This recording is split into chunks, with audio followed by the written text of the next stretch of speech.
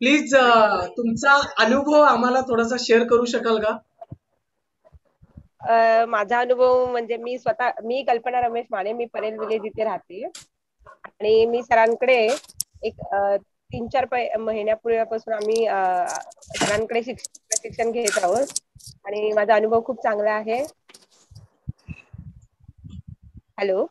हम्म, बोला बोला. अ, हा.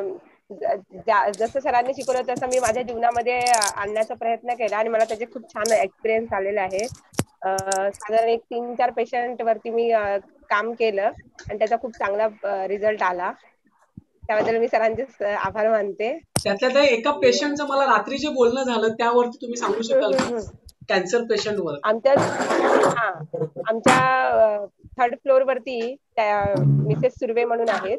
त्यांना ऍसिडिटीचा खूप वर्षापासूनचा त्रास होता. तर मी त्यांना जवळजवळ महिनाभर ती थेरपी देत होती आणि त्यांना पॉझिटिव्ह एफर्मेशन हॅलो, सतत 10 मिनिटं जाऊन हा घरी. बोला ना. हॅलो. 10 मिनिटं मी सतत त्यांना अफर्मेशन द्यायची न चुकता. असं मी रेग्युलर एक एक महिन्यापेक्षाही जास्त दिवस मी करत होते.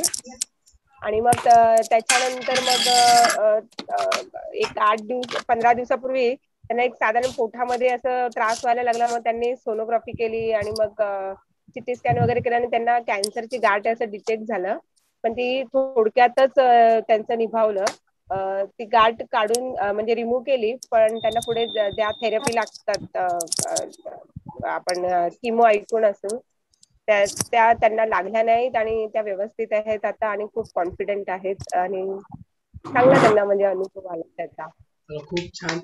असंच तुम्ही चांगलं कार्य करत राहो आणि एव्हरी डे बाय डे तुम्ही रेग्युलरली प्रॅक्टिस करा आणि लोकांवरती चांगल्या पद्धतीने या ट्रीटमेंटचा वापर करा. आज